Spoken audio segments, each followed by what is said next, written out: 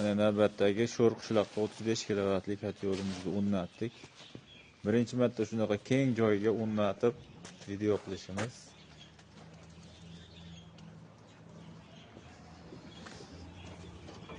Ana garelkasi shu Polsha texnologiya. Listlari 4 mm dan bo'lgan. Mana bunaqangi zashtalari ham bor. Mana qaranglar. Bu xolasa zavoddan kam joy yo'q. Motorlarimiz ham o'zgardi. Shu reduktor motorlar. Hozir mana miyamiz. Gruppa. Hozir mana miyasini motor reduktorlari ham o'zgardi. Motor servo motor bo'ldi. Kam tok oladi va quvvati zo'r. O'zida reduktori bor. Obratniy funksiyasi ham bor. To'kulchator bilan orqaga va oldinga aylanishi mumkin. Hozircha shunda. Keyinroq miyaga ham o'tkazamiz uni.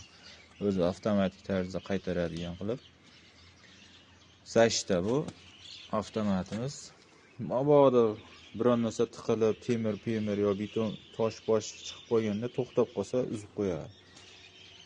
Shunda keyin kulchatorda baqa o'tkaziladi, avtomatik bitta ko'tarilsa, obratni qaytib tosh chiqarib oladi. 80 litrli rashbak qo'ydik.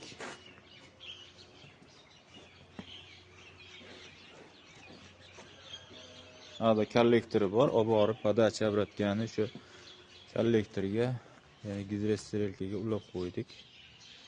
Xudo xolasa yoqib ishga tushirib yonishlarni ham tashlaymiz. Ko'mirimiz Qozoq Shubarko'l bo'ldi. Shubarko'lda ham qumsiz variantda, mana bitta ham qumi yo'q.